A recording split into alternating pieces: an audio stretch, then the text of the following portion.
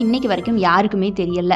ஆனா எது எப்படியோ இந்த ஏரிக்குள்ள போன யாருமே இப்ப வரைக்கும் திரும்பி வந்ததே இல்லையாம். அதே மாதிரி இந்த ஏரிக்குள்ள போயிட்டு திரும்பி வராம இருக்கிறாங்க இல்லையா, இதற்கான ஒரு காரணம் அப்படின்னு சொல்லிட்டு ஒரு நிகழ்வை சொல்றாங்க. என்ன அப்படின்னா, ஒரு முறை இந்த கிராமத்தை சேர்ந்த ஒருவர் பார்த்தீங்கன்னா இந்த ஏரியில மிகப்பெரிய மீன் ஒன்று பிடிச்சிட்டாராம். மீன் பிடிக்கும்போது அதை வெட்டி அவர் இந்த கிராமத்திற்கே விருந்து வச்சுட்டு இருந்தாராம். ஆனா அந்த விருந்திற்கு ஒரு பாட்டியையும் பேத்தியையும் மட்டும் அவர் அழைக்காம மற்ற எல்லாத்துக்கும் ஊர்ல இருந்த எல்லாருக்குமே விருந்து வச்சாராம். இதனால அந்த பாட்டி கோபம் அடைகிறாங்க. என்ன பண்றாங்க, நியாயம் கேட்குறாங்க. என்னை ஏன் கூப்பிடல, என்னுடைய பேத்தியையும் என்னையும் ஏன் அசிங்கப்படுத்துறீங்க அப்படிங்கிற மாதிரி.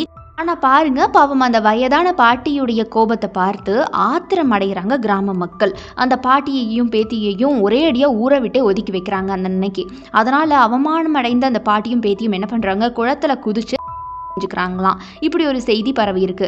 அவங்க தற்கொலை செஞ்சுக்கிட்ட மறுநாள் அந்த ஏரிக்குள்ள ஒட்டுமொத்த கிராமமே மூழ்கியதால அங்கிருந்த மக்கள் எல்லாருமே இறந்து போயிட்டாங்களாம். அன்னையிலிருந்து அந்த ஏரிக்குள்ள யார் போனாலும்